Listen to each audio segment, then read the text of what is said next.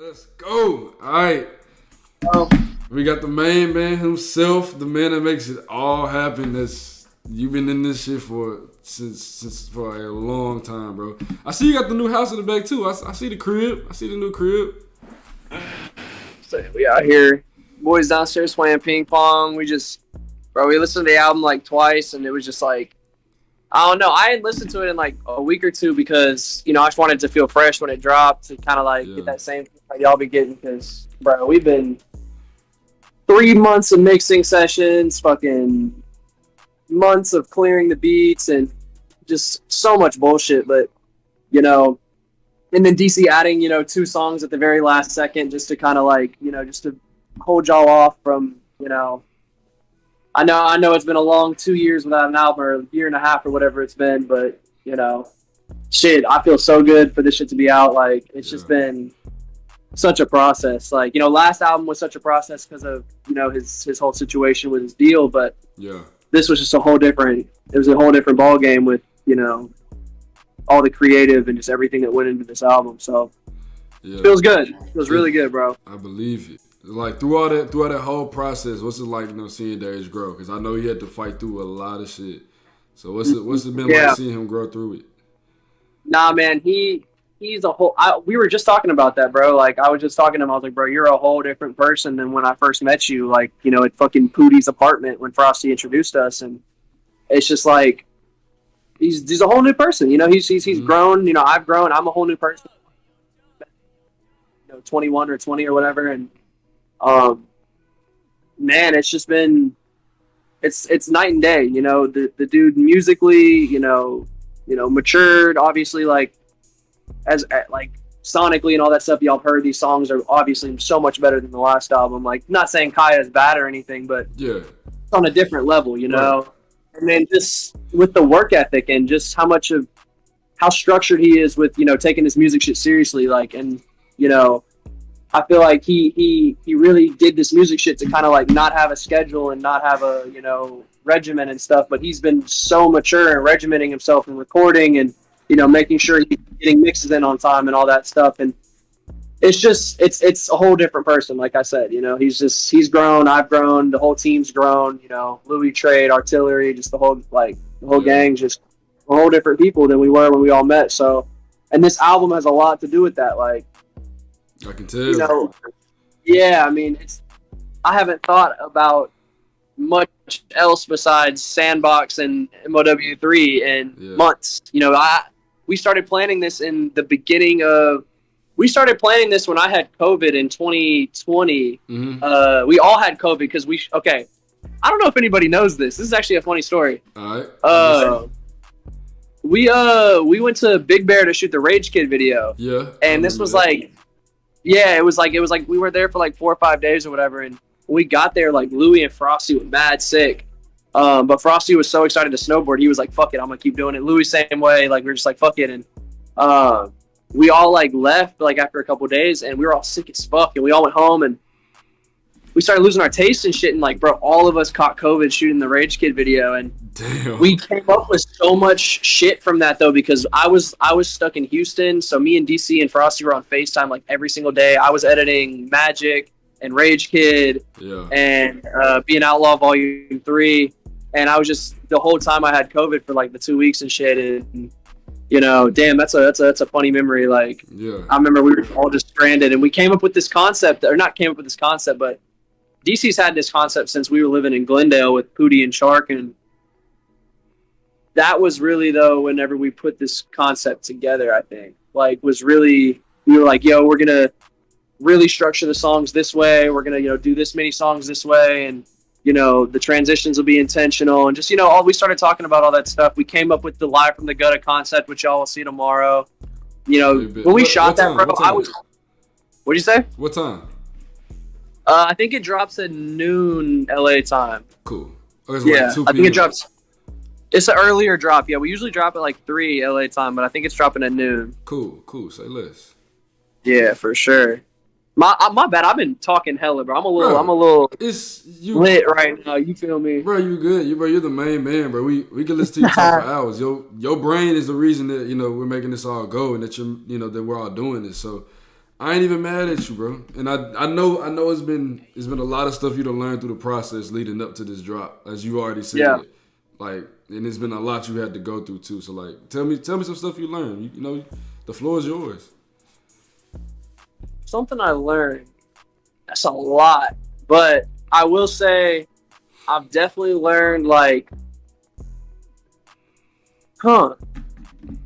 there's like a couple things. I'm gonna start with one though. I'm gonna say that probably the most important thing I've learned in this entire process of this album, I would say, would be just being patient more than like being patient. Because like being patient's like, you know, just like I'm not worried, whatever. But like I can't not be patient because I have to, you know, hear deadlines and this and that and stuff. And it's like I got to be like patiently persistent, and that's like the hardest thing to do. You know, whenever you're not trying to rush someone through a process and you're not trying to, like, I don't know, seem like you're trying to, you know what? It's not like I was trying to rush. It's like you don't want to hinder something that could have happened whenever you're trying to close something up. Like, let's say, for example, like there's 2 songs. I won't tell y'all which 2, but there's 2 songs that probably wouldn't have been on this album if it would have dropped in November.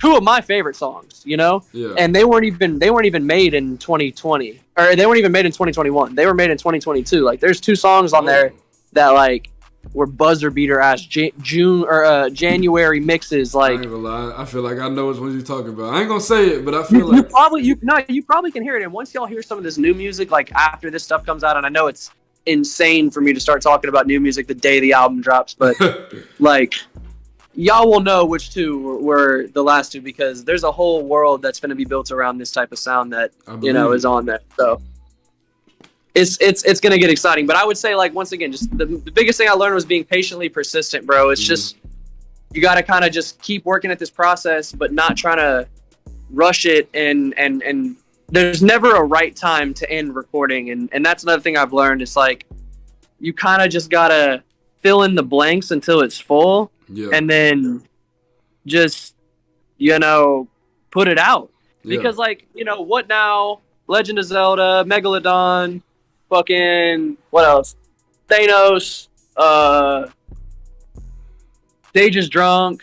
All these songs were on the album originally. Like, you know, these are all songs that, like, were kind of giving us the first idea of what Donnie is or what Rage Kid is. Like, you know, They Just Drunk is clearly a real, you know, Rage Kid song. You know, Megalodon is like, Megalodon's so fucking old. That shit's from like 2019. Like, that shit is such a Donnie ass song, and it's really cool so that we went back to those songs though, because I kind of wanted to show y'all that this like has been intentional for so fucking long. Like, that's the biggest thing that like was so hard to keep intact, is that I didn't want y'all to lose the view of how we're doing shit, because everything we did was so intentional. Every drop, every little single release on SoundCloud, like everything we do is so like calculated. And I'm not trying to like whatever, but like, I believe you. That's the, you know what I'm saying? Like, that's the reason that y'all fuck with our shit so much, though. And that's, and anybody who's trying to do this shit, anybody who wants to be an aspiring manager, I have, you know, a bunch of people hitting me up about that type of stuff. And all you gotta do, bro, is just like do exactly what you want to do creatively, and like don't, as long as, okay, it's not about doing what you want creative, it's about sticking to the plan. Because once you figure something out, you have a clear concept, you have a clear goal. Like, you just work towards that until it's complete. And if you bail, that's when you look corny. That's when you look lame or look like a poser or whatever. It's, you got to just stay consistent and stick to the plan. And be intentional. And that's what we've been doing, you know? Yeah. We don't have no cosigns. Y'all know this. We don't have no cosigns. We don't have no, you know, we got so much fucking fake love. And I'm not trying to call anybody out or anything, but there's so many of these big artists that y'all fuck with that are just fucking cornballs, bro. Goddamn hamburgers, bro. These motherfuckers are lame, bro. Like, straight up, just like, not even on some shit that they like don't fuck with DC or Deja. They just like say they fuck with DC so tough and like Dick Ride and all this shit, and then it's like when it's time to like you know what I'm saying? Like, oh, what's up? Like, Let's work. they get scared, bro. Yeah, they get scared, bro. These motherfuckers know this man's gonna steal every single one of their fucking fans. And like I said, I'm not gonna say no names because whatever, but it's kind of lame, bro. It's like y'all are that scared of just doing a fucking feature. Y'all like that, like, cause it's crazy. You'll go to the DMs and like it's all like so like unpublic. Like you'll be in the DMs and like, bro, you're fucking Jesus Can't Save You so hard. Oh my God, Ghost Rider, you're the GOAT. Like, bro, like you're my favorite artist right now. Like all I do is listen to you. And then it's like, oh, co-signs and give Can a whole fucking EP or gives this and that artist a whole fucking EP because, bro, they're not fucking intimidated by these people, bro. They're intimidated by DC, bro. Yeah. They don't want to show the rest of the world this man because when they see it, it's over, bro. Right. It's like their fan base is gone. Like, Facts. And I believe this, like, that's what makes y'all so real and so. That's why we fuck with y'all so much. Y'all don't have cosigns. Y'all don't have nobody that's just shouting out loud and boom, y'all blow up. It's like this has been a constant build, and we've seen y'all just struggle, bro. Right, but we've seen y'all grow like so much, and we've seen y'all like just do this yourselves. And I think that's what's gonna happen when y'all actually really do blow up, and y'all are really like at the top. People are already trying to be like y'all. I'm trying to get to where Outlaw is. I'm trying to have my own little Outlaw. But people that don't fuck with y'all right now, that will fuck with y'all, and that's gonna dick ride, it's gonna be like, we've been here, bro. We've been here. We've seen this already. Y'all just no, I know, and that's I tweeted some shit earlier. I was like, bro, I've been taking notes all fucking year because I've been knowing this shit's gonna come. I knew this album was gonna drop. Everything that's happening right now, like, bro, DC's Spotify listeners, just some nerd stats for y'all. His Spotify listeners are like 5 times the normal, like even when something new drops. Like we usually have like a certain amount of like active listeners right now, and it's literally 5 times that. It's like a number I haven't seen before. It's crazy. So, like I knew the stats were gonna be crazy. It's just gonna blow up because I just heard the music, and I believe in good music is at the end of the day what wins. It doesn't matter how many TikTok shits you have, whatever you have. Like that's what matters. Like the music. So I've known this shit. So I've been taking notes all year. I've been seeing who's been doing what, who's been responding. You know, whenever I want to do a video or I want to do a, you know, hey, let's put together this little record. Like, you know, let's put up together this little tour date. Let's put together this little. Hey, Matt, like we'll get back to you. Blah blah blah. Nah, it's gonna be different. Just y'all wait. Last question for you, bro. I'm not gonna take up too much more. What up, boys? But who's it? Trey just pulled up on me. What's good, gang? Chat, y'all tell Yusuf he the fucking GOAT because whenever this fucking douchebag murdered our fucking merch and took all bro, this motherfucker stole like $7,000 from us on merch, and then Yusuf came in and saved the goddamn day. No, if it's for Outlaw, I'll drop everything I'm doing to get that shit done. GOAT. Facts. GOAT. Facts. All that arrest me merch, all that reroute shit, bro. GOAT. Hey, bro. Hey, I'm gonna let you go ahead and get out here though. For real, you done gave us some real shit, bro. I'm so glad I was able to get you on here and people ever listen to, you know, to hear from you and talk to you and see what's up from the person that makes it all happen, bro. So I'm so glad I was able to make this happen. Hey, no. I've always respected and appreciated what you did for DC. Like, you know, on social media and just helping fans like communicate and just build this community, bro. So I really appreciate you. I appreciate everybody in the chat. Like y'all make this shit fun, bro. Like y'all make this shit like a family. So that's always what I wanted. So I appreciate y'all. Appreciate it. Hey, I got one question, Mr. Interviewer. What's up? What is your favorite song, and what is your least favorite? 7 Nights my most favorite. Heartbreak Summer 3 is my least favorite. But okay. Like Emotions Poor was my least favorite, but it grew on me. I think Heartbreak Summer's gonna grow on me.